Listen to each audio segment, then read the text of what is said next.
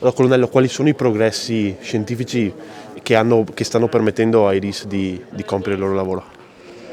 Sono tantissimi e su tanti fronti, alcuni sono di tipo tecnologico, quindi tecnologie che prima non avevamo e adesso abbiamo, la maggior parte sono avanzamenti di tecnologie che magari già da qualche anno funzionavano e direi negli ultimissimi anni forse i progressi più grandi riguardano non tanto le tecnologie in senso classico, quindi macchine, ma quanto software, algoritmi, intelligenza artificiale, cioè applicazioni diciamo logiche. Qual è la risposta dei giovani verso questo vostro reparto?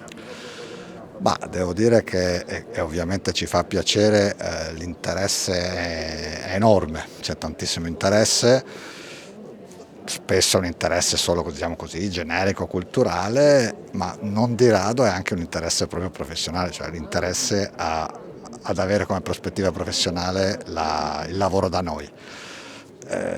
Chiaramente la strada insomma, non è semplice, è un pochino accidentata, nel senso che bisogna laurearsi, bisogna entrare nell'Arma dei Carabinieri, insomma è anche lunga, per cui comunque serve una motivazione alta e anche la disponibilità a un certo sacrificio, questo va detto è indubbio. E che lei si ricordi qual è il caso simbolo in Veneto del vostro operato?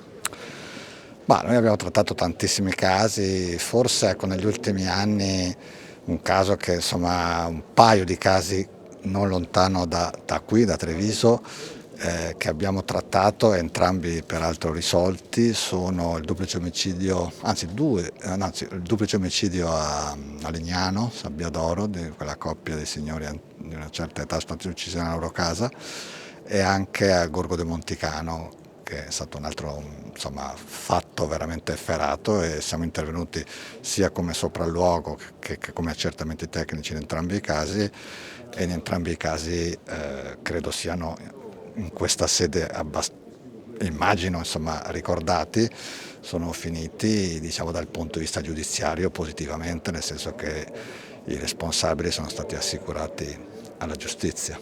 È un reparto importante, fondamentale, che completa le indagini che vengono svolte dai carabinieri territoriali.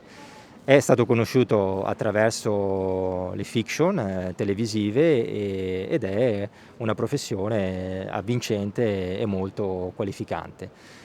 Così come la possibilità per i giovani che hanno in questi giorni di accedere nell'Arma dei Carabinieri partecipando al concorso per allievi ufficiali dell'Accademia Militare di Modena. Concorso che scade il 15 febbraio.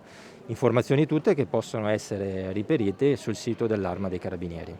Allora, vice sindaco, i RIS di Parma arrivano per la prima volta a Treviso e Treviso risponde con una grande presenza di pubblico.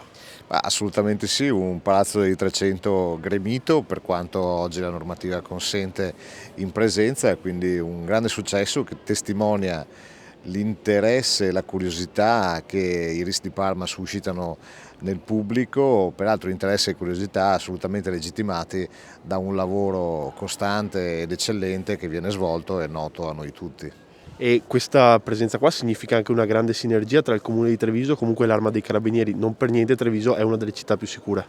Assolutamente, noi devo dire abbiamo un ottimo rapporto di collaborazione con i Carabinieri, ma con tutte le forze dell'ordine in generale, e devo dire che l'occasione della serata però è stata assolutamente gradita anche per esprimere un sentito ringraziamento all'attività che l'Arma svolge costantemente per la sicurezza della città.